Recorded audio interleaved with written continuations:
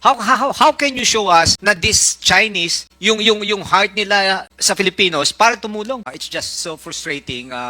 Those Chinese nationals, parang napaka-special for them hearing ang Rason Festival. We would like to assure this body that we are also Filipino citizens. We take our nationality and citizenship very seriously. Because I keep hearing all of these things, na simply because we have Chinese partners does not make us less patriotic than the others. We would want to assure everybody that we are there, we are guarding the national interest, and it is part of our commitment in our concession agreement and our franchise. The interest of the Philippines will always prevail. His statement is music to my ears, na talagang patriotic, everything. If you're really patriotic, you should have explained that to the Chinese people, that they should be here. Pambabastos yung ginawa nyo sa amin eh. The Deputy Majority Leader, the Honorable Cong.Pumaren. Thank you very much, Mr. Chairman. Just like I think every Filipino's main concern right now is the security issue. Today, or the last 6 months, 8 months, the landscape is totally different now.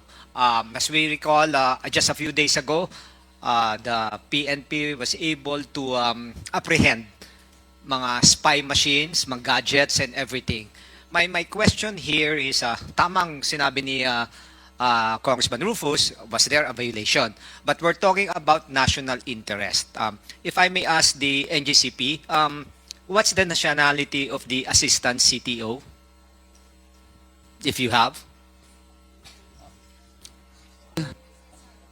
Attorney Paul, are you raising your hands? Is the question addressed to NGCP and Deputy Majority Leader Yes. Cong.Pumaren? Is that Yes, a yes. question I'm asking to lang if they have an NGCP? assistant, yes, CTO of NGCP. Attorney Paul. Yes, Mr. Chairman, we have an assistant CTO, Engineer Cesar Sanchez. May soul rest in peace. He is a Filipino citizen. His body is in Iligan now. He just died last week. But he's a Filipino citizen, Mr. Chairman. Okay. Another thing, Mr. Chairman, I noticed it, talagang their main priority to hire the CTO, correct me if I'm wrong, is a Chinese national. Tama po ba? Mr. Chairman, if I may. Please proceed. There is no inclination on our part to specifically hire Chinese as our CTO. As mentioned earlier, Honorable Congressman Pumaren, our CTO now is Engineer Rico Vega, who is a Filipino citizen. Yes, Mr. Chairman, I understand that, but meron pending application. Tama po ba? Wala po, Mr. Chairman. Wala po, Mr. Chairman, considering that he is a Filipino citizen, Mr. Chairman. So walang nakaposisyon right now. A while ago when Congresswoman Stella Kimbo mentioned it, na meron ng aplikante for that particular position. Wala po. Siya po. So ngayon siya po ang CTO namin, Mr. Chairman. Okay, si so Engineer Rico Vega. because as for the national interest, we know for the fact na yung position na yun is very vital. And Mr. Chairman, I just want to manifest, it's a very shallow reason for those directors, those Chinese, not to tell us here. That's why they're not here, because yesterday was their annual meeting. Tama, annual meeting. If they find this hearing very important, dapat lumipad sila ngayon. Second, ang isang reason is it's Chinese New Year. Chinese New Year is January 29. I know there's festival, but here, we're in the Philippines. They're officers of NGCP. Mas priority ba sa kanila ang mag-enjoy sa festival? I don't think so. Tama po ba yun, Mr. Chairman? Maybe we can hear from them. That's a very shallow reason. Festival? Tayo ba, if may work tayo dito, we cannot attend because birthday ko, birthday nito?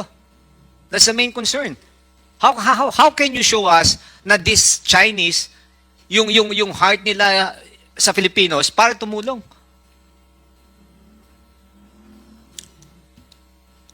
Mr. Chairman, if Are you done, Honorable? I want an answer from the... Attorney Paul.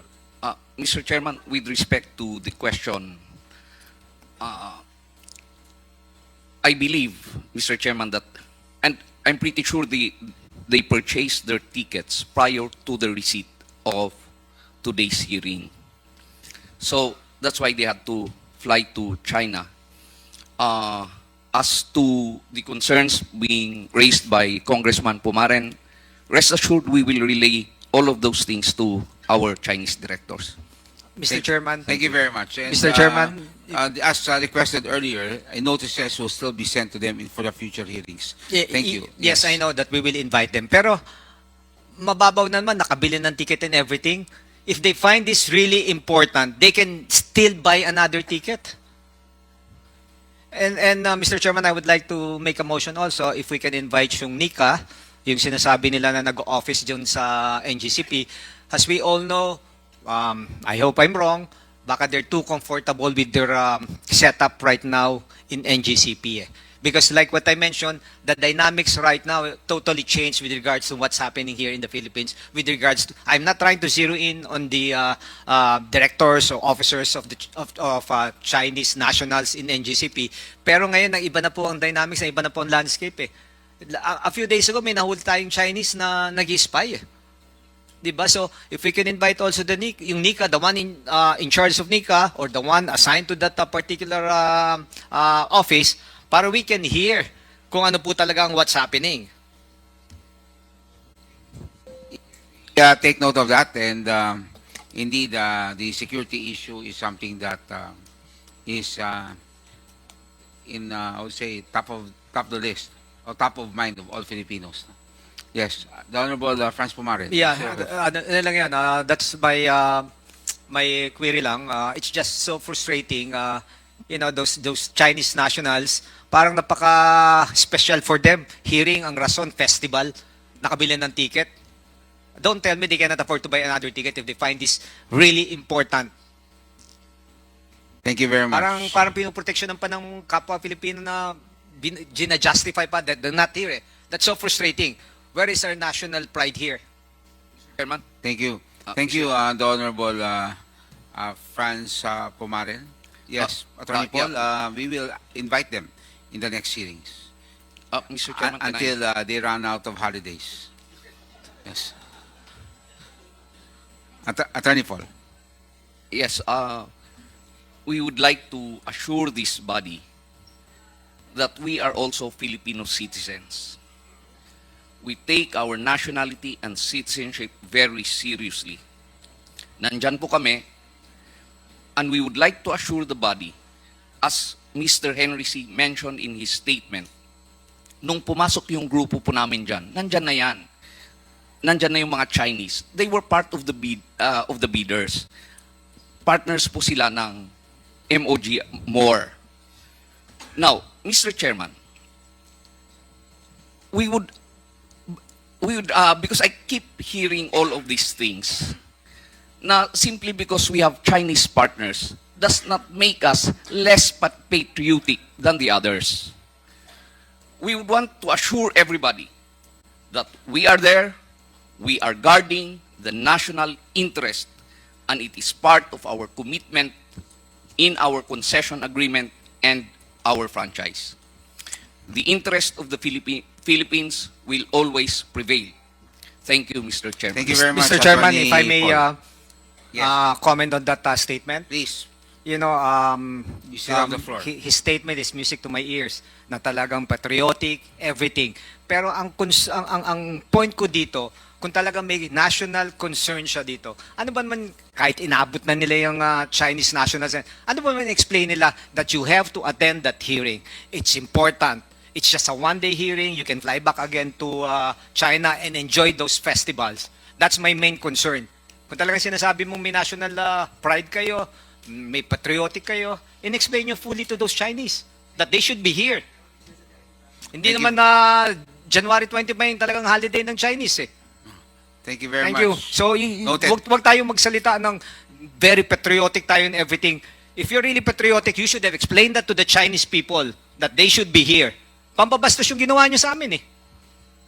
Thank you very much, the Honorable Deputy Majority Leader Cong.Pumaren, and your statements are duly noted. Umani naman ito ng iba't ibang reaksyon mula sa ating mga netizens. Ayon kay Manilin Ragos, there should be no Chinese national in any position with the NGCP due to the tenuous relationship between the Philippines and China. Pahayag naman ni Hill Allen Tomago, kung sa ibang bansa yan nangyari, kapag seguridad na ng bansa pinag-uusapan, Wala nang maraming daldalan, kukunin na yan ng gobyerno. At ito naman ang saloobin mula sa ating kababayan na si Rex Poncelan, I'm not pro-China. Pero napaka-importante talaga sa kanila ang Chinese New Year. Kaya ikaw Congressman magdahan-dahan ka pananalita mo. Mga kababayan feel free to comment below para maglabas ng saloobin sa balitang ito.